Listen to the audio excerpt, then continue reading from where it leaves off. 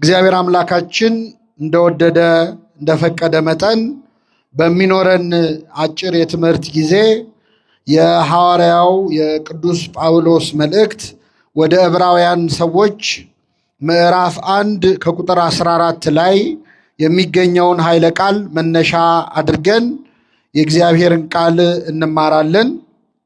የትምህርታችን ርዕስ የሚሆነው ሁሉ መዳንን ይወርሱ ዘንድ ስላላቸው ለማገዝ የሚላኩ የሚያገለግሉ መናፍስት አይደሉምን ብሎ ሐዋርያው ቅዱስ ጳውሎስ ስለ ቅዱሳን መላእክት የተናገረው ቃል ነው። ዛሬ ገናናውን መልአክ ሊቀ መላእክት ቅዱስ ሚካኤልን የምናስብበት ወርሃዊ በዓል ስለሆነ በዚህ ቃል ተነስተን የእግዚአብሔርን ቃል እንማራለን። እስቲ ከኔ ጋር በሉ። ሁሉ መዳንን ይወርሱ ዘንድ የሚያግዙ የሚያገለግሉ መናፍስት አይደሉምን? ቅዱስ ጳውሎስ የተናገረው ቃል ነው። በዚህ ቃል ተነስተን እንማራለን። ለአባቶቻችን ለነቢያት፣ ለአባቶቻችን ለሐዋርያት፣ ለአባቶቻችን ለሐዋርያውያን አበው ለሊቃውንት በጉባኤያቸው ተገኝቶ ምስጢሩን ጥበቡን ገልጦ ያስተማረ አምላካችን እኛንም በቸርነቱ እንዲያስተምረን እንዲመክረን እንዲገስጸን የእርሱ ቅዱስ ፈቃድ ይሆንልን። ቃሉን የተናገረው ታላቁ ሐዋርያ ቅዱስ ጳውሎስ ነው። የኢትዮጵያ ኦርቶዶክስ ተዋሕዶ ቤተክርስቲያን የትርጓሜ ትምህርት የዕብራውያን መልእክትን የጻፈው ቅዱስ ጳውሎስ እንደሆነ አስረግጦ ይናገራልና ቅዱስ ጳውሎስ በዕብራውያን መልእክቱ ምዕራፍ 1 ላይ ከቁጥር 4 እስከ 14 ባለው ላይ ቅዱሳን መላእክትን ከክርስቶስ ጋር እያነጻጸረ አስተምሯል። ክርስቶስ ከቅዱሳን መላእክት ምን ያህል እንደሚልቅ እሱ የመላእክት ፈጣሪያቸው እንደሆነ መላእክት ከእርሱ ምንኛ ያነሱ እንደሆኑ ቅዱስ ጳውሎስ ከዕብራውያን መልእክት ከምዕራፍ 1 ከቁጥር 4 ጀምሮ እስከ 14 ድረስ መላእክትን ከክርስቶስ ጋር እያነጻጸረ ያስተምራል። ምን አመጣው? መላእክት ከክርስቶስ ጋር እንዴት ይወዳደራሉ? የመላእክት ፈጣሪያቸው ማን ነው? ክርስቶስ እግዚአብሔር ነው አይደለም? ስለዚህ እርሱ ፈጣሪያቸው ነው፣ እሱ ጌታቸው ነው፣ እሱ አምላካቸው ነው።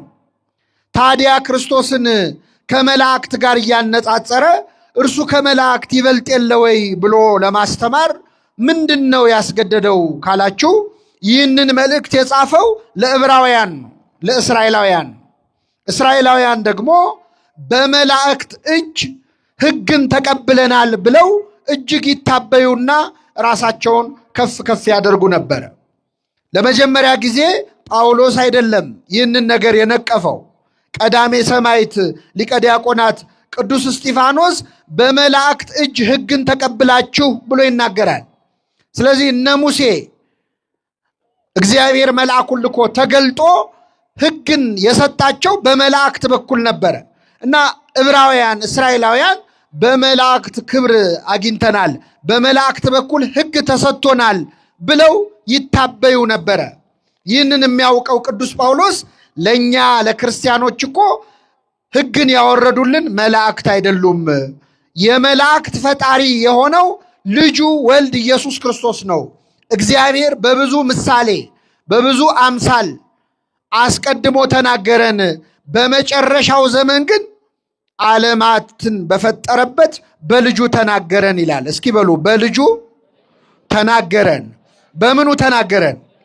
በወልደ እግዚአብሔር በኢየሱስ ክርስቶስ በኩል ተናገረን። እንዴት በመላእክት በኩል ሕግ ወጥቶልናል ሕግ መጥቶልናል ብላችሁ ትመካላችሁ? እኛን እኮ የተናገረን በመላእክት ሳይሆን በምኑ ነው አለ? በልጁ በወልድ በኢየሱስ ክርስቶስ ነው ካለ በኋላ ክርስቶስ ደግሞ ከመላእክት እንዴት እንደሚበልጥ ዘርዝሮ ይናገራል። ከመላእክት መካከል አንተ ልጄ ነህ እኔ ዛሬ ወለድኩህ ብሎ የተናገረው አለ ወይ? መላእክት እኮ የእሱ አገልጋዮች ናቸው እንጂ ልጆቹ አይደሉም። ወልድ ኢየሱስ ክርስቶስ ግን የባህሪ ልጁ ነው። እግዚአብሔር አለኝ አንተ ልጄ ነህ እኔ ዛሬ ምን አልኩ? ወለድኩህ ብሎ የተናገረለት ከመላእክት መካከል ማን አለ ይላል። አሁን እያነጻጸረ ነው። ከመላእክት በላይ ክርስቶስ ከፍ ያለ መሆኑን እያሳየ ነው። ቀጥሎ ምን ይላል? በኩርን ወደ ዓለም ሲያገባ በኩር የተባለ የእግዚአብሔር አብ የበኩር ልጁ የተባለ ወልድ ወደ ዓለም ሲያገባ እርሱን የእግዚአብሔር መላእክት ሁሉ ለእርሱ ይስገዱ ይላል። እስቲ በሉ የእግዚአብሔር መላእክት ለእርሱ ምን ይበሉ? ለክርስቶስ ምን ይላሉ? አንድ ክርስቶስ የእግዚአብሔር የባህሪ ምኑ ነው? ልጁ ነው። መላእክት ግን ልጆቹ አይደሉም። ሁለት መላእክት ለክርስቶስ ምን ይሉለታል? ይሰግዱለታል። በኩርን ወደ ዓለም ሲያገባ መላእክት ሁሉ ለእርሱ ይስገዱ ነው የሚለው። እነሱ ከሱ በታች ናቸው፣ እሱ ከነሱ በላይ ነው አለ ቅዱስ ጳውሎስ። ስለ መላእክትም አለ ቀጥሎ መላእክቱን መንፈስ አገልጋዮቹም የእሳት ነበልባል የሚያደርግ ተብሎ የለ ወይ? የፈጠራቸው እሱ አይደለ ወይ? መላእክቱን መንፈስ አገልጋዮቹን የእሳት ነበልባል አድርጎ የፈጠረ እርሱ አይደለ ወይ ብሎ ወልድ ኢየሱስ ክርስቶስን ከመላእክት ጋር ያነጻጽራል።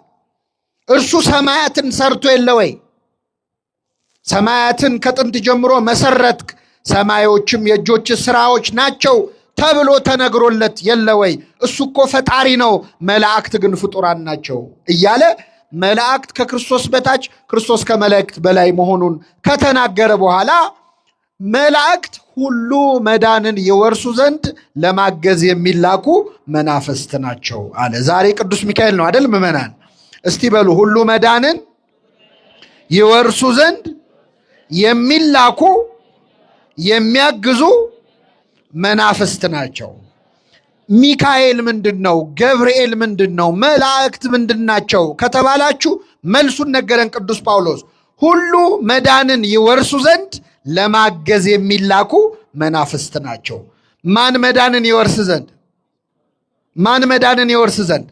ሁሉ የሰው ልጅ ሁሉ ይድን ዘንድ የሰው ልጅ ሁሉ ወደ መንግሥተ ሰማያት ይገባ ዘንድ ለማገዝ የሚላኩ መናፍስት ናቸው ይላል። ስለዚህ በዚህ ቃል ተነስተን ምዕመናን ቅዱሳን መላእክት ለኛ መዳን ለኛ ወደ እግዚአብሔር መንግሥት መግባት የሚያደርጉትን አማላጅነት የሚያደርጉትን እገዛ እንማራለን። እግዚአብሔር አምላካችን በቸርነቱ እንዲያስተምረን እንዲመክረን የእርሱ ቅዱስ ፈቃድ ይሁንልን። መላእክት ያስፈልጉናል አያስፈልጉንም? የሚገርማችሁ መላእክት እንኳን ለኛ ለኃጢአተኞቹ ቀርቶ መድኃኒታችን ኢየሱስ ክርስቶስ ራሱ መላእክት አያስፈልጉኝም ብሏል አላለም። ክርስቶስ ሲወለድ በቤተልሔም የዘመሩት እነማን ናቸው? ከመወለዱ በፊት ለድንግል ማርያም መጥቶ ትወልጃለሽ ያላት ማን ነው? ቅዱስ ገብርኤል ምንድን ነው? መልአክ ነው አይደለም? በክርስቶስ የማዳን ሥራ ውስጥ መላእክት የሌሉበት ቅጽበት የለም። ሲጸነስ ገብርኤል አብስሮ ነው። ሲወለድ መላእክት ዘምረው ነው። 40 ቀን 40 ሌሊት በገዳመ ቆሮንቶስ በጾመ በጸለየ ጊዜ ጾሞ ጸልዮ ሲወጣ መላእክት ቀርበው አገለገሉት ይላል። መላእክት ቀርበው ምን አሉት? አገለገሉት። መላእክት ያላገለገሉት ክርስቶስ፣ መላእክት የማያስፈልጉት ክርስቶስ እኛ አናውቅ። ከሱ ተለይተው አያውቁም። የትም ቦታ ላይ አብረውት ነበሩ። እንደው ስለማያስፈልጉ አይጠሩም እንጂ ሰርግ ቤትም እኮ በቃና ዘገሊላ ሲጠራ መላእክት ነበሩ፣ ግን ስለማይበሉ ስለማይጠጡ አልተጠሩም። ክርስቶስ ባለበት ቦታ ሁሉ እነማን አሉ? መላእክቷል። መላእክቱን ስላንተ ያዛቸዋል በመንገድህ እንዳትሰናከል ተብሎ እንደተነገረለት ክርስቶስ በሄደበት ሁሉ ቅዱሳን መላእክት አሉ። ክርስቶስ ሲሰቀል ዓርብ ዕለት ከመሰቀሉ ከአንድ ቀን በፊት የሉቃስ ወንጌል ምዕራፍ 22 ላይ አንብቡ። ነገ ሊሰቀል ዛሬ በጌቴሴማኒ በዚያ በአትክልቱ ስፍራ ይጸልይ ነበር። ተጨንቆ ይጸልይ ነበረ። ደም ወዝ ሆኖ እስኪወጣው ድረስ ክርስቶስ ስለኛ ተጨንቋል። የደም ላብ አላበው። የሕክምና ሰዎች ሄማቶድሮሲስ የሚሉት ነገር አለ። አንድ ሰው በጣም ሲጨነቅ ላብ ያልበዋል። ጭንቀቱ ሲጨምር የላቡ መጠን ምን ይላል? ይጨምራል። ከልክ በላይ የተጨነቀ እንደሆን ግን በላብ ፈንታ ደም ይፈሰዋል። መድኃኒታችን ኢየሱስ ክርስቶስ ይህን ጭንቀት ነው ስለ ሁላችን የተጨነቀው። ተጨነቀ፣ ተሰቃየም እና በዚያ በጭንቀት ላይ የሚያበረታው መልአክ ታየው ይላል ቅዱስ ሉቃስ።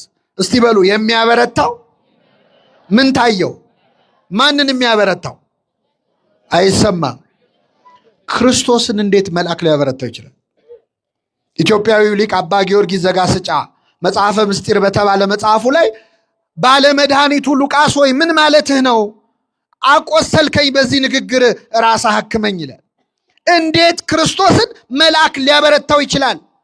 ከመልአኩ ኃይል የመለኮቱ ኃይል አይበልጥም ወይ? ምን ማለት ነው ሉቃስ ሆይ ብሎ አባ ጊዮርጊስ ይጠይቃል። ከዚያ ራሱ አባ ጊዮርጊስ በመንፈስ ቅዱስ ተቃኝቶ ይመልሳል። መላእክት አበረቱት የተባለው የነሱ ኃይል ከሱ ኃይል በልጦ አይደለም። ለከ ኃይል ክብር ወስብሐት፣ ላንተ ኃይል ክብር ምስጋና ይገባሃል ብለው ሰገዱለት ማለት ነው ይላል። መላእክት ሊያበረቱት ይችላሉ? አይችሉም። ላንተ ኃይል ይገባሃል፣ ክብር ይገባሃል ብለው ተነጠፉለት ይላል። ስለዚህ ክርስቶስ መላእክት አስፈልገውታል አላስፈለጉት? ኧረ በጣም ይገርማቸዋል። ዓርብ ዕለት ሲሰቀል ደግሞ እንደ መላእክት እኮ የተሰቃየ የለም። ዓርብ ዕለት እነሱ ፊቱ ለመቆም ፈርተው በሁለት ክንፋቸው እግራቸውን በሁለት ክንፋቸው ፊታቸውን ሸፍነው በሁለቱ እየበረሩ የሚንቀጠቀጡለትን አምላክ በጥፊ ሲመታ አይተውታል። ፊቱ ላይ ሲተፋበት አይተውታል። ፊቱን ማየት የሚፈሩትን አምላክ ፊቱ ላይ ሲተፋበት አይሁድ የሾህ አክሊል በራሱ ላይ ደፍተው በመቃ በዱላ መተው ጭንቅላቱን ሲመቱት ኪሩቤል ተንቀጠቀጡ ይላል። ሱራፌል የሚቆሙበት ጠፋባቸው። እነ ቅዱስ ገብርኤል ሰይፋቸውን ጣሉ። ሚካኤል ዝም አለ፣ ገብርኤል ተገረመ ይላል አይደለም? አዎ፣ መላእክት ተጨንቀዋል። ፈጣሪያቸው ሲሰደብ አይተው። ንጉሥ ዳዊትን እኮ አንድ ሚካ የተባለ ሰው ወልደ ሳሜ የተባለ ሰው መጥቶ ሰደበው። ንጉሥ ዳዊትን ሲሰድበው የዳዊት ወታደሮች ሰይፍ አንስተው ካልገደል ነው አሉ። እንዳትነኩት እግዚአብሔር አዞታልና ይስደበኛል። እየሰማችሁ ነው ምዕመናን? እግዚአብሔር ምን ብሎታል? አሁን እግዚአብሔር ተሳደቡ ብሎ ያዛል? አያዝም።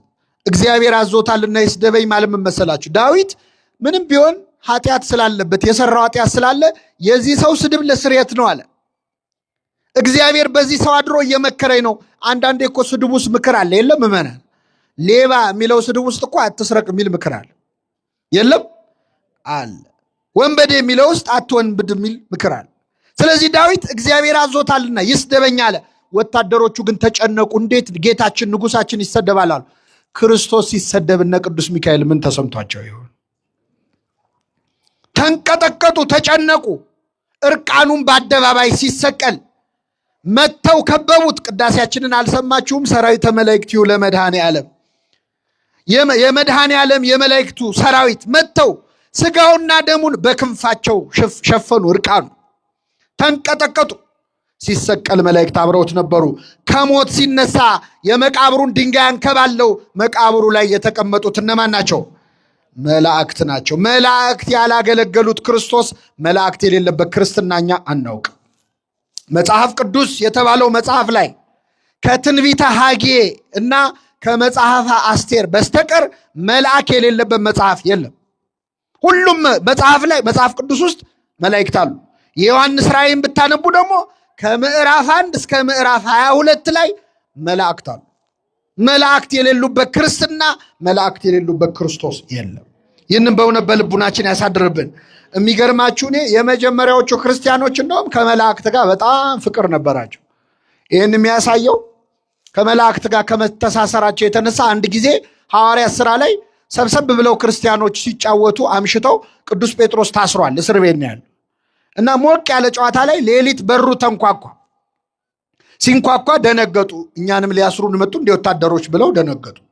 ከዛ አንድ የቤት ሰራተኛ የምታገለግል ነበረች። ሂጂና በሩን ክፈች ተባለች። ሮዴ ትባላለች። እሺ ብላ ሄዳ በሩን ከፈተችው። ስከፍተው የታሰረው ጴጥሮስ ቆሟል። ከእስር ቤት ወጥቶ ቆሟል። ደንግጣ ዘጋችበት። ከዛ ሮጣ መጣች። ምን ነው አሏት። አረ ጴጥሮስ ቆሟል በር ላይ አለች። አይ ትቀልጃለሽ እንዴ? እሱ እኮ እስር ቤት ነው ያለው። ጴጥሮስ አይደለም፣ ባይሆን መልአኩ ሊሆን ይችላል አሉ። ማን ሊሆን ይችላል? እግዚአብሔር ያሳያችሁ። የመጀመሪያዎቹ ክርስቲያኖች በር ሲንኳኳ እንኳን መልአክ ሊሆን ይችላል ብለው ነው የሚገምቱት። እንደው ምዕመናን እውነቱን ንገሩኝ፣ ሌሊት በራችሁ ቢንኳኳ ማን ነው ብላችሁ ነው የምትገምቱት? መልአክ ቅዱስ ሚካኤል ነው ብላችሁ ነው የምትገምቱት? እርግጠኛ ነኝ ሌባ ነው። አለዚያ መርዶ ነው አይደለ? ውይ አክስቴ ሞታ ነው በቃ ማን ነው ነው የምንለው። በመሰረቱ የእኛ በርም ለመክፈት በጣም አስቸጋሪ ነው። ብዙ መዝጊያ አለው አይደለ? ማታ ማታ ድስት ሁሉ ይሰቀል። ያን ሁሉ አንስተህ ስትከፍተው መልአክ ይሆናል ብለህ አትገምት። የመጀመሪያዎቹ ክርስቲያኖች ግን በር እንኳ ሲንኳኳ መልአክ ይሆናል ብለው የሚጠብቁ ነበሩ። እንደው የመላእክቱን ፍቅር በልቡናችን ያሳድርብን። ስለዚህ መላእክት ያስፈልጉናል አያስፈልጉንም? ምንድን ነው ያደርጉት? አንዱ ሁሉ መዳንን ይወርሱ ዘንድ ለማገዝ የሚላኩ መናፍስት ናቸው። መላእክት ለእኛ መዳን ደስተኞች ናቸው፣ እንድንድን ይፈልጋሉ። ጌታ በተወለደ ሌሊት ሲዘምሩ ያደሩት እኮ ሰው ቢሆን እኮ ያምፅ ነበር። ያ ቀን እኮ ሰው ከመላእክት በላይ የሆነበት ቀን ነው። አምላክ ሰው ሲሆን ሰው ምን ይሆናል? አምላክ ይሆናል። አኩርፈው አላደሩም። ለእኛ መዳን ሌሊቱን ሙሉ ሲዘምሩ ነው ያደሩት። እንደዚህ አይነት ወዳጆች፣ ጠባቂዎች የሰጠን አምላክ ስሙ የተመሰገነ ይሁን። በእውነት መላእክት አመሰገኑ ነው የሚለው ሌሊቱን ሙሉ። እሺ አመስግኑ። የሚገርማችሁ መላእክት አያገቡም፣ አይጋቡም፣ ሰርግ አያደርጉም፣ አይወልዱም። ግን በሰማይ ቤት የሰርግ ያህል የሚደሰቱት መቼ ነው? አንድ ኃጢአተኛ ምን ሲል? ንስሐ ሲገባ። በአንድ ኃጢአተኛ ንስሐ በሰማይ መላእክት ዘንድ ምን ይሆናል? ይኸውላችሁ አሁን ዛሬ መታችሁ ስትጸልዩ ወደ ቅዱስ ሚካኤል፣ ሚካኤል እኮ አይሰማችሁም ዝም ብላችሁ ነው የምትለፉት የሚሉ ሰዎች አሉ። አንድ ኃጢአተኛ ንስሐ መግባቱን ታዲያ መላእክት በምን ሰሙ? ሰማይ ቤት ዜና አለ እንዴ? የለም። እዛ ሆነው እዚህ የሚደረገውን ያውቃሉ አያውቁም? በተሰጣቸው ጸጋ ያውቃሉ። በአንድ ኃጢአተኛ ንስሐ መግባት የመላእክት ማህበር ሁሉ ደስ ይላቸዋል ማለት። ቅዱሳን መላእክት ሁሉ ያማልዱናል። እንዴት እንደሚያማልዱን ብቻ ተምረን እናበቃለን። መላእክት እንደሚያማልዱን መጽሐፍ ቅዱስ በሶስት መንገዶች ተናግሯል። የመጀመሪያውን ልንገራችሁ። የመጀመሪያው ቅዱሳን መላእክት በእግዚአብሔር ፊት ይቆማሉ። እስኪ በሉ በእግዚአብሔር ፊት ምን ይላሉ? ይቆማል። መቆም ማለት ብዙ ትርጉም አለው በመጽሐፍ ቅዱስ። የመጀመሪያው ያው እኔ እናንተ ፊት እንደቆምኩት ያለ መቆም ነው። ዝም ብሎ መቆም አለ። ግን መጽሐፍ ቅዱስ አንድ ብቻ ትርጉም ያለው መጽሐፍ አይደለም። ቆመ ካለ ዝም ብሎ ቆመ ማለት አይደለም። ለምሳሌ ፈረደ ማለት ሊሆን ይችላል። እግዚአብሔር በአማልክት ማህበር መካከል ቆመ፣ በአማልክትም መካከል ይፈርዳል ይላል። መቆም ሁለተኛው መፍረድ ሊሆን ይችላል። ሌላም ትርጉም አለው። መቆም ማለት ኃጢአት መስራት ትቶ ጽድቅ መስራት ማለት ነው። ለምሳሌ ማንም የቆመ ቢመስለው እንዳይወድቅ ምን ይበል? ይጠንቀቅ። ምን ያለ ቢመስለው? የቆመ ማለት እንደኔ ቆመ አይደለም። ከኃጢአት ተለይቶ ጻድቅ የሆነ ቢመስለው በኃጢአት እንዳይወድቅ ይጠንቀቅ ማለት ነው። ስለዚህ መቆም ብዙ ትርጉም አለው የለውም? አለው። ከመቆም ብዙ ትርጉም አንዱ መለመን ነው፣ መጸለይ ነው። እኔ ጥቅስ ሳልሰጣችሁ በፊት ምን ነው አንተ ለሱ ቆምክለት፣ ምን ነው አንቺ ለሷ ቆምሽላት ብል ምን ማለት ነው? እስቲ ንገሩ፣ መልሱልኝ። ምን ነው አንተ ለሱ ቆምክለት ቢባል ምን ማለት ነው? ስለዚህ መቆም ምንድን ነው? ለማ ለሌላ ሰው አይደለ? አዎ መቆም። ጠበቃ ቆመ ይባላል አንድ ሰው አይደል? ዝም ብሎ ጠበቃውን አምጥቶ እንደ ጅብራ ገተረው ማለት አይደለም። መቆም ማለት ለሌላ ሰው ምን ማድረግ ነው? መከራከር ነው። እስቲ ወደ መጽሐፍ ቅዱስ ልውሰዳችሁ። እስራኤላውያን ይገርማቸዋል። ከግብፅ ባርነት እግዚአብሔር ነፃ ካወጣቸው በኋላ እግዚአብሔር ያደረገውን ውለታ ለመርሳት 50 ቀን ነው የበቃቸው።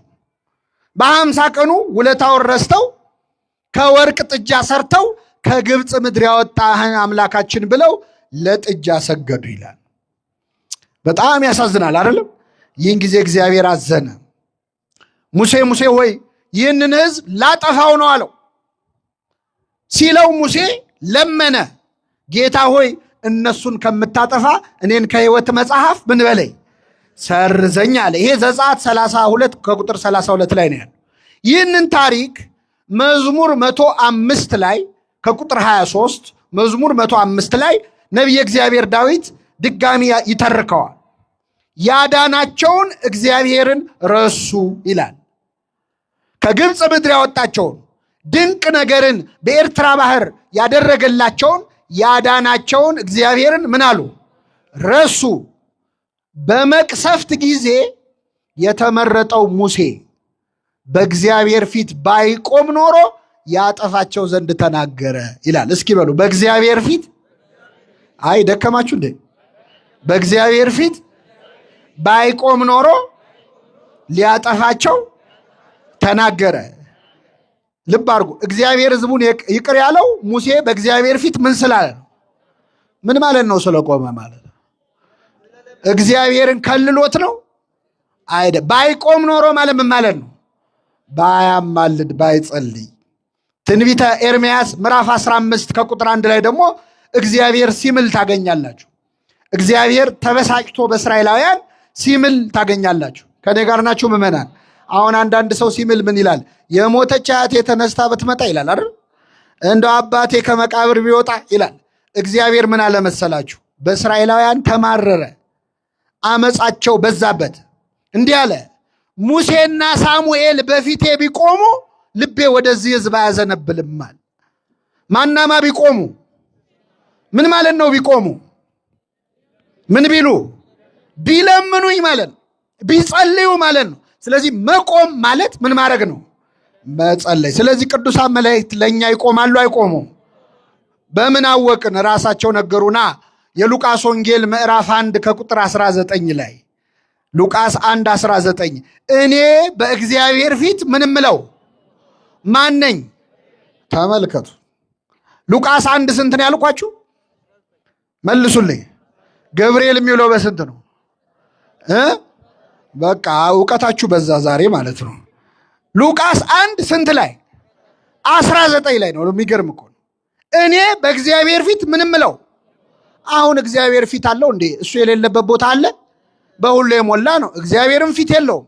ገብርኤልም አይቆምም። መላእክት የሚታጠፍ የሚዘረጋ እግርም የላቸውም። አይቀመጡ አይነሱ። እቆማለሁ ማለት ምን ማለት ነው? እጸልያለሁ እለምናለሁ ማለት ነው። ቅዱስ ገብርኤል ለሁላችን ይቆምልን። እግዚአብሔር ፊት የምቆመው ገብርኤል ነኝ። እምነግርህን እንዴት አትሰማም? ማን መሰልኩ? ተራ መልአክ እኮ አይደለሁም። አሐዜ መንጦላዕት እኮ ነኝ። የሰማዩን መጋረጃ የሚይዝ ለመለኮት የቀረብኩ እግዚአብሔር ፊት የምቆመው ገብርኤል ነኝ አለ። መላእክት ይቆማሉ ማለት ምን ይላሉ ማለት ነው? ይለምናል። አይ ይቆማሉ ይላል እንጂ ለእኛ ይቆማሉ አይልም ካላችሁ ደግሞ ትንቢተ ዳንኤል ምዕራፍ 12 ከቁጥር 1 ላይ ትንቢተ ዳንኤል ምዕራፍ ስንት? ዳንኤል ስንት? ሚካኤል የሚውለው በስንት ነው? አቤት እውቀታችሁ በዛ ዛሬ። ዳንኤል ስንት? 12:1 ቅድም ሉቃስ 1 ስንት ነው ያልኳችሁ? አሁን ደግሞ ዳንኤል ስንት? 12:1 ላይ በዚያን ጊዜ ስለ ሕዝብህ የሚቆመው ታላቁ አለቃ ሚካኤል ይነሳል ይላል። ቅዱስ ሚካኤል ስለ ሁላችን ይቆምልን። ስለ ሕዝብ ምን የሚለው የሚቆመው ሚካኤል የሚቆመው ዝም ብሎ አይደለም የሚቆመው። ስለማን የሚቆመው? ቅዱስ ሚካኤል ለሁላችን ይቆምልን። መላእክት ለኛ ብለው ይቆማሉ፣ ፊት ለፊቱ ይጸልያሉ፣ ይለምናሉ። ስለዚህ ቅዱሳን መላእክት ይቆማሉ ተብሎ ስለተጻፈ መላእክት የመጀመሪያ ያማልዳሉ የምንለው ለዚህ ነው፣ መቆም በሚለው ቃል ማለት ነው። ሁለተኛው ቅዱሳን መላእክት የእግዚአብሔርን ፊት ያያሉ። እስቲ በሉ የእግዚአብሔርን ፊት ምን ይላሉ? ያያሉ። ፊት ማየት ምን ማለት ነው? እስቲ ልጠይቃችሁ ምዕመናን፣ እኔ የሰው ፊት አይቼ ነው የምኖረው ብላችሁ ምን ማለት ነው? የሰው ፊት አይቼ ነው የምኖረው ብላችሁ ምን ማለት ነው? ሜካፕ ነው የምቀባው ነው? ምን ማለት ነው? እንደው እግዚአብሔር የሰው ፊት አያሳያችሁ ምን ማለት ነው? ፎቶ አትዩ ማለት ነው? የሰው ፊት ማየት ምንድን ነው? መለመን ነው አይደለ? እግዚአብሔር የሰው ፊት ከማየት ይሰውረን። የእግዚአብሔርን ፊት ማየትስ ምን ማለት ነው? እግዚአብሔርን ምን ማድረግ? መለመን ነው። ክርስቶስ ምን አለ? ከነዚህ ከታናናሾቹ እዚህ ካሉት ሕፃናት በር ላይ ካሉት ነዳያን አንዱን እንዳትንቁ ተጠንቀቁ አለ። ማቴዎስ 18:18 ላይ አንድ ድሃ ነው ብላችሁ፣ አንድ ሕፃን ነው ብላችሁ፣ አንድ ኃጢአተኛ ነው ብላችሁ አንዱን እንዳትንቁ ተጠንቀቁ። ለምን? መላእክቶቻቸው በሰማያት ያለውን የአባቴን ፊት ምን ይላሉ? አይሰማም። የእግዚአብሔርን ፊት መላእክት ምን ይላሉ? ምን ማለት ነው? ፊት ያያሉ ማለት ነው። ይለምናሉ ማለት ነው። የሰው ፊት ከማየት ይሰውረን፣ የእግዚአብሔርን ግን ፊቱን ለማየት ያብቃል። የእሱን ፊት ያየ ሰው ጸሎቱ ምን ይላል? ይሰማል። ፊቱን ያሳየን አምላካችን። አዎ ፊትህን አሳየን እኮ ነው ጸሎታችን አይደለም? አዎ የክርስቶስን ፊቱን ካየ ነው የተሳለ የፊቱ መልክ ከዚህ ያለ ይላል እኮ። መንግስተ ሰማይ ያገባ ማለት ነው ፊቱን አየ ማለት። አባ ሲሶይ የተባለ አባት በደዌ ተይዞት ሲሰቃይ ከቆየ በኋላ ያለቅሳል። መነኮሳት ከበውታል። ምን ነው አለቀስክ አሉት። ኧረ ኃጢአቴን እያሰብኩኝ ነው፣ ይቅር ይለኝ ይሆን እያልኩ ነው አለ። እንዲህ አባታችን እንዳንተ ያለ ቅዱስ እንዴት እንዲህ ይላል አሉት። ዝም በሉ እኔ ነኝ የማውቀው እያለ ሲያለቅስ ቆየና ድንገት ለቅሶ ቆሞ ፊቱ ፈገግ አለ። ፊቱ ፈገግ አለ፣ ፈካ። ምንድን ነው ፈገግ አልክ አሉት። የጌታዬን ፊቱን አየሁት ሳልጸድቅ አልቀርም አለ። አምላካችን ፊቱን ያሳየን። የክርስቶስን ፊቱን ስናይ በነገራችን ላይ ብሎናል እኮ ጌታ። አንዲት ሴት እንዴት ነው ሴቶች ምጥ ሲይዛችሁ በጣም ምጥ ሲበዛ ሁለተኛ አልወልድም ትላላችሁ አይደል? ባላቸው አጠገባቸው ካለ ዞር በልልኝ አንተ የሰራኸኝን እኔ ነው የማውቀው እንላለን። ከዛ አምጣ ልክ ስትወልድ ልጁን ስታየው ምጧን ምን ትለዋለች? ትረሳዋለች። በዚህ ዓለም ብዙ ተሰቃይተን የክርስቶስን ፊቱን ስናየው የዓለም ሐዘን ሁሉ ይረሳናል። አምላካችን ሁላችንን ፊቱን ያሳየን። አዎ ፊት ማየት ማለት መልስ ማግኘት ማለት ነው። ስለዚህ መላእክቱ እያንዳንዱ ሰው የራሱ መልአክ አለው። መላእክቶቻቸው በሰማያት ያለውን የአባቴን ፊት ምን ይላሉ? ስለዚህ መላእክት ያማልዳሉ ያማልዱ። እንዴት? አንደኛ በእግዚአብሔር ፊት ምን ስለሚሉ፣ ሁለተኛ የእግዚአብሔርን ፊት ስለሚያዩ። ይሄ ዙሪያ ጥምጥም ነው። ቀጥታ እስቲ ያማልዳሉ የሚል አሳየኝ ይላል አንዳንድ ሰው። ደግሞ እናሳያለን፣ ምን ችግር አለ? መጽሐፍ ቅዱስ ሙሉ መጽሐፍ እኮ ነው።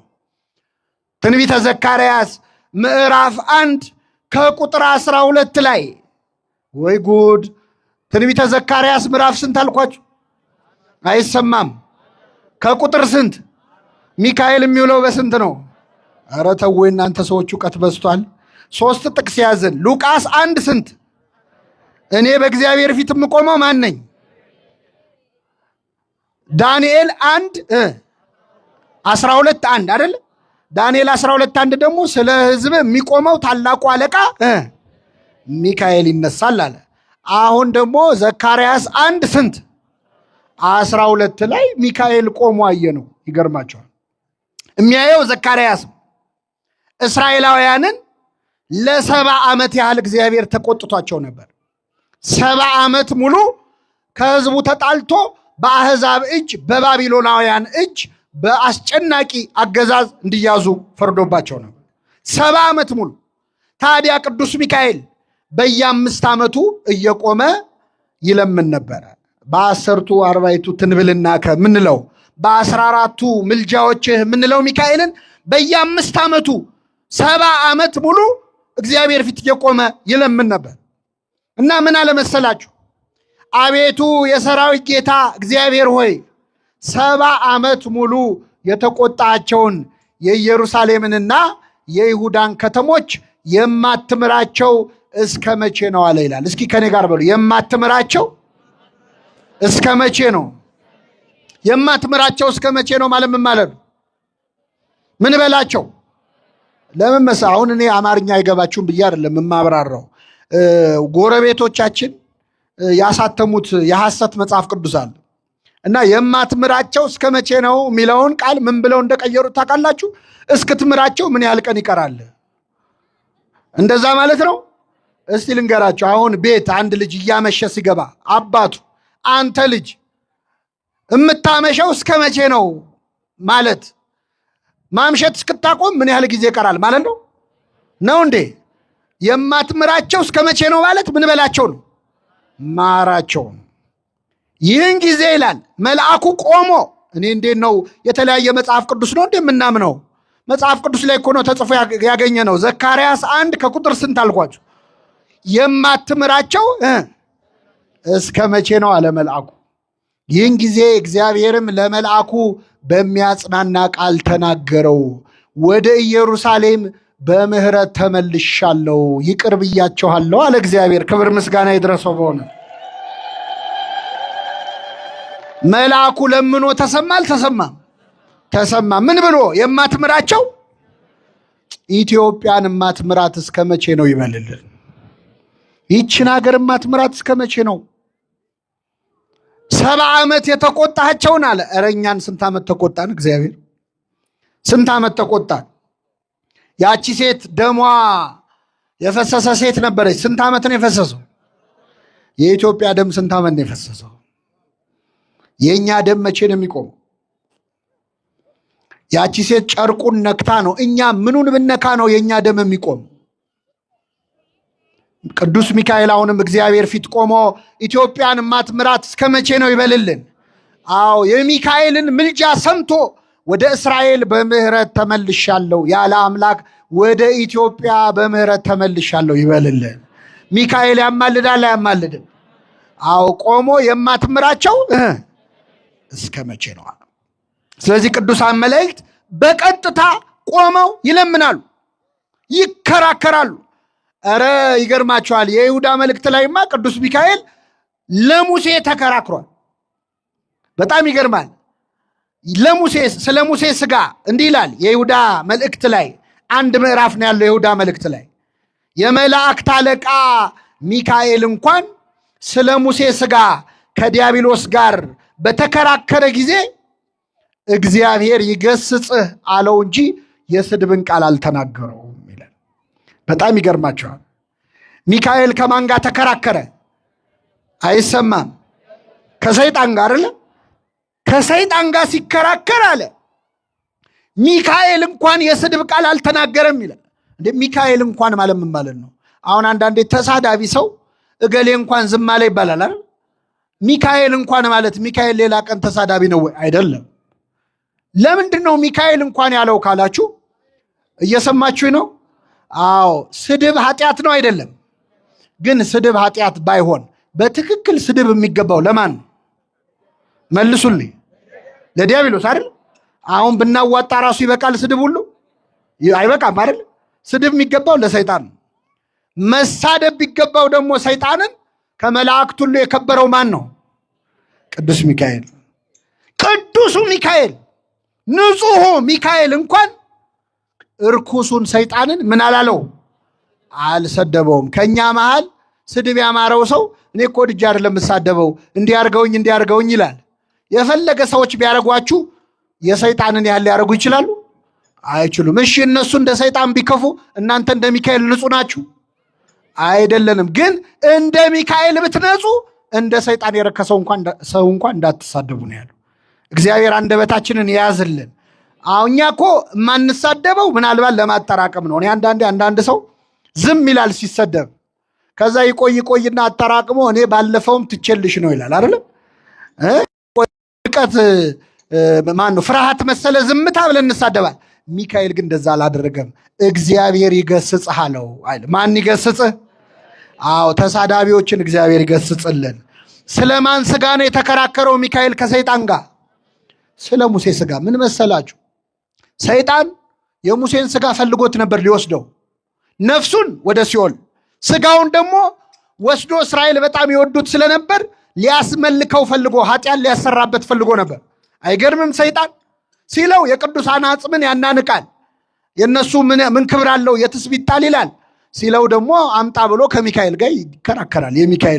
የሙሴን ሥጋ ይገርማቸዋል። ቅዱስ ሚካኤል አትነካውም ብሎ ስለ ሙሴ ተከራከረ።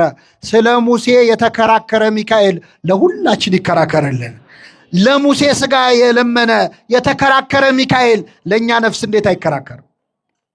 ይቆማል። ማረው፣ ይህ ነፍስ ይገባል ለእግዚአብሔር፣ ለሰይጣን አሳልፈ አትስጠው ብሎ ከሰይጣን ጋር ይከራከራል።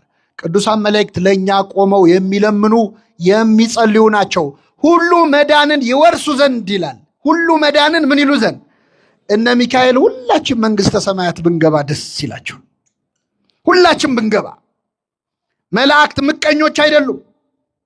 ወደ እነሱ በሚመጣው ህብረት የሚቀኑ አይደሉም። እና አቡነ ተክለ ሃይማኖት ከ24ቱ ካህናተ ሰማይ ጋር 25ኛ ሆነው ሲያጥኑ አልተመቀኙም። መላእክት ደስ ብሏቸው አብረው ዘመሩ። እነ ቅዱስ ያሬድ ተነጥቀው መዝሙር የመላእክትን ምስጋና ሲሰሙ መላእክት አብረው ዘመሩ እንጂ አልተበሳጩ። የእኛ ህይወት ከመላእክት አልቀላቅል ብሎ እንጂ ቅዱሳን መላእክት ሁላችን ወደ እግዚአብሔር መንግሥት ብንገባ ደስ ይላቸዋል። ሁሉ መዳንን ይወርሱ ዘንድ ለማገዝ የሚላኩ መናፍስት ናቸው። ተነሳ እያሉ የሚያበረቱ አላያችሁትም? ቅዱስ ፋኑኤልን ሊቀ መላእክት ቅዱስ ፋኑኤል የእግዚአብሔር ነቢይ ኤልያስ ከንግሥት ኤልዛቤል ጋር ተጣልቶ ተሰዶ ሲያመልጥ ደከመው።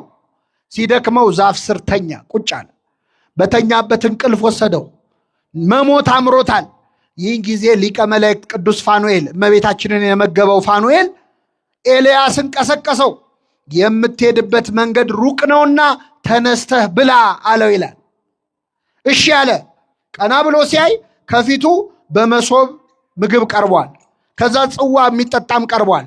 ትንሽ በላ፣ ትንሽ ጠጣ። እንቅልፉ አስቸገረውና ተመልሶ ተኛ። ቀሰቀሰው ደግሞ የምትሄድበት መንገድ ሩቅ ነውና ተነስተህ ብላ አለው። 3 ጊዜ ቀስቅሶ አበላው። በዚያ ምግብ ኃይል እስከ እግዚአብሔር ተራራ 40 ቀንና 40 ሌሊት ተጓዘ ይላል። ኤልያስ 40 ቀን 40 ሌሊት ሳይበላ ጾመ ሲባል ጥርግ አርጎ በልቶ ነው። በነገራችን ላይ እሺ፣ መንፈሳዊ ምግብ በልቶ ድብና አርጎ በልቶ ነው። በዛ ምግብ ኃይል እስከ እግዚአብሔር ተራራ ደረሰ ይላል። ይህ ምሳሌ ነው ምዕመናን። ለኤልያስ የተደረገው ለሁላችን ይደረጋል። እንቅልፍ የተባለው ኃጢአት ነው። አንተ የምትተኛ ንቃ፣ ከሙታንም ተነሳ፣ ክርስቶስ ያበራልሃል ይላል። በኃጢአት ምክንያት ስናንቀላፋ መላእክት ይቀሰቅሱናል፣ ለንስሐ ይቀሰቅሱናል። ተነስ ይሉናል። ንስሐ ግባ ማለት ነው። አሁን ይለምናሉ መላእክት እኮ ለእኛ መች ነው ንስሐ የሚገባው እያሉ ይጸልያሉ። ጠባቂ መልአኮቻችን የምትሄድበት መንገድ ሩቅ ነውና ተነስተህ ብላ አለው ይላል። የምትሄድበት መንገድ ምንድን ነው? ሁላችንም እኮ ሩቅ መንገደኞች ነን ምዕመናን። ሞት የሚባል መንገድ የለም አለ? የለም አለ። ወደ ሰማያት ሩቅ መንገድ እኮ ይቀረናል። እንደ መንገደኛ አልሆን ብለን እኮ ነው። ዝግጅት እስካሁን አላደረግንም። መንገደኛ ስንቅ ይሰንቃል። መቼ ነው ስንቅ የምንሰንቀው? እዚሁ የምንኖር መስሏችሁ ነው እንዴ? ብዙ ሰው የሚፋጀው እኮ እዚሁ የሚቀር መስሎት ነው። እንግዳ እኮ ነን። የድንኳን ኑሮ እኮ ነው። ለትንሽ ለስንዝር መሬት እንጋደላለን እንጂ ሁላችንም መንገደኞች ነን። ተነስ አለ መልአኩ። የምትሄድበት መንገድ ሩቅ ነውና ተነስተ ብላ ማለት ምን ማለት መሰላችሁ? ከኃጢአት እንቅልፍ በንስሐ ተነስተ የክርስቶስን ስጋና ደም ምን በል ተቀበል ብላ አለው። በላ። ከበላ በኋላ ግን ወዲያው መልሶ ተኛ። ንስሐ እንገባና እንቆርብና መልሰን በኃጢአት እንተኛል። ይቀሰቅሱናል መላእክት፣ ድገም። ምክንያቱም ስጋዬን የበላ አይደለም የሚለው፣ ስጋዬን የሚበላ ነው የሚለው። ሁሌ ስጋውን ደሙን መቀበል አለብን የለብንም? አለብን። እና ለ3ኛ ጊዜ ቀሰቀሰው። በዚያ ምግብ ኃይል እስከ እግዚአብሔር ተራራ 40 ቀንና 40 ሌሊት ተጓዘ ይላል። እስከ ምን ተራራ? ከኔ ጋር ናችሁ? እስከ ምን ተራራ? የእግዚአብሔር ተራራ የተባለች መንግሥተ ሰማያት ናት። ስጋውን ደሙን ከተቀበልን በስጋው በደሙ ኃይል እስከ እግዚአብሔር ተራራ እስከ መንግሥተ ሰማያት እንገባለን። የሚቀሰቅሱን መላእክት ናቸው። ሁሉ መዳንን ይወርሱ ዘንድ ለማገዝ የሚላኩ መናፍስት ናቸው። ቅዱሳን መላእክትን የሰጠን አምላክ ስሙ የተመሰገነ ይሁን። የሰማነውን በልቡናችን ያሳድርብህ።